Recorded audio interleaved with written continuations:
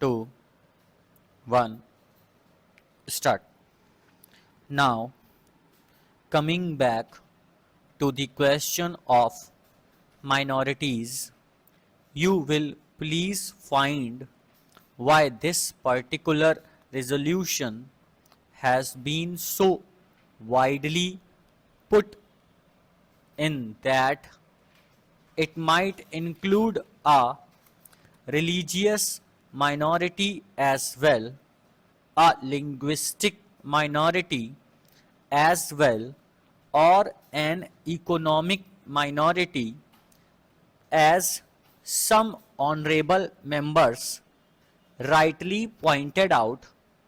Now, sir, a question arises whether there ought to be any such protection insofar as a particular type of minority is concerned. I shall deal with the question of minorities at some length, but you will please find, sir, what the honorable mover wants is that there ought to be a permanent minorities commission. It ought to be endowed with statutory powers. Therefore, sir, an attempt is being made for the first time by my honorable friend for driving a wedge between a community and a community. So far as the Constitution is concerned, as my honorable friend rightly pointed out, whenever the question of minorities arises, we have to be extremely careful.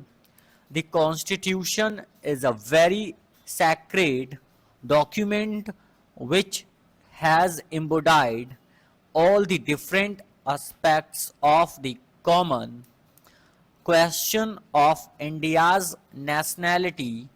India is one in spite of different types of languages and religions.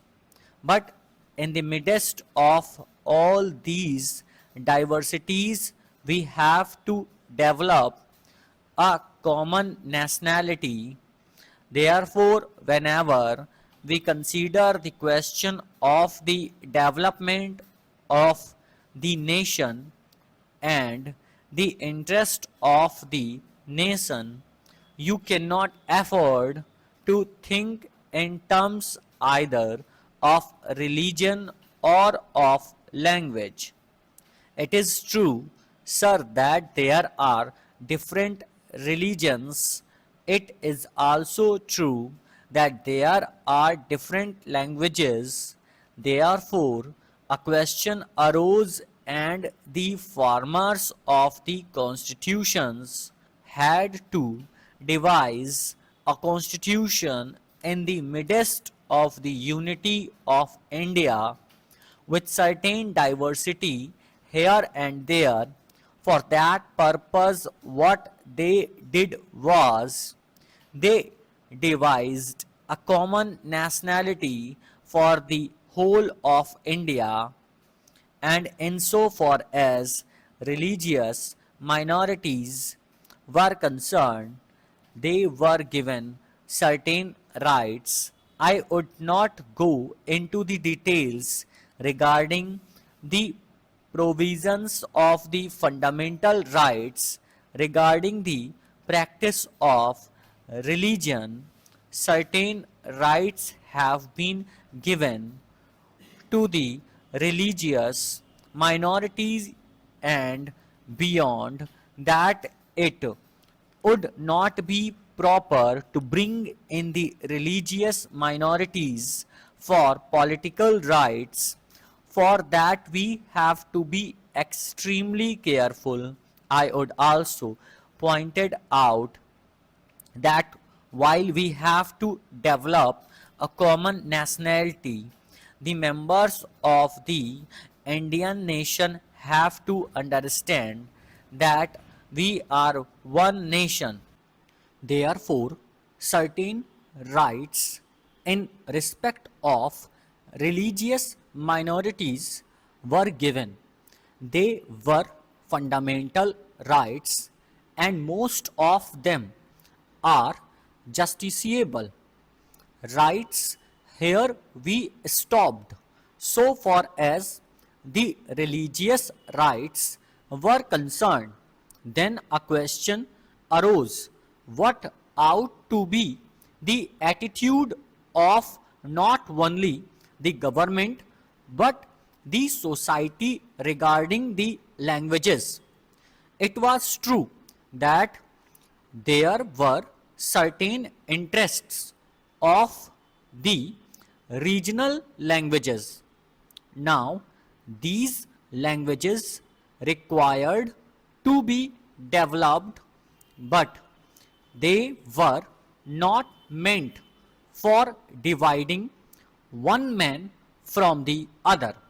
So, in 1956, when the states were formed to a certain extent to the basis of language, what was done was not to have a state with 10% people belonging to the regional language, because there were bound to be people belonging to different languages. That was the reason why this question was considered at great length, and the States Reorganization Commission also went into this question of linguistic minorities. It was bound to arise here and there because they were likely to feel that their rights and safeguards given to them might or might not be properly implemented. So, this question was considered first by the States Reorganization Commission, and they dealt with the question whether we should have a permanent minorities commission. They went into it very carefully and shrewdly.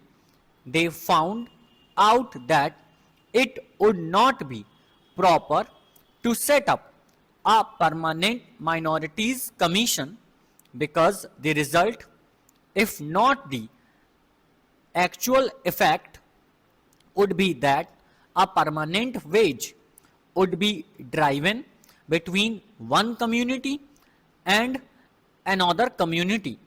So far as language minorities were concerned, they had a right. So far as their own languages were concerned, they had also an obligation to understand the language of the majority in the particular state. It is only by thus coming together that the members of the two language groups would come together and would harmoniously develop. But it was found at the time when the States Reorganization Commission had to consider this, that some machinery should be devised for safeguarding the rights of linguistic minorities. Only and after full consideration that was considered was that only in respect of linguistic minorities certain rights should be extended and certain rights should be safeguarded, and an officer should be appointed by the president for making a report on the question whether these rights of the linguistic minorities are or are not properly safeguarded. Full stop.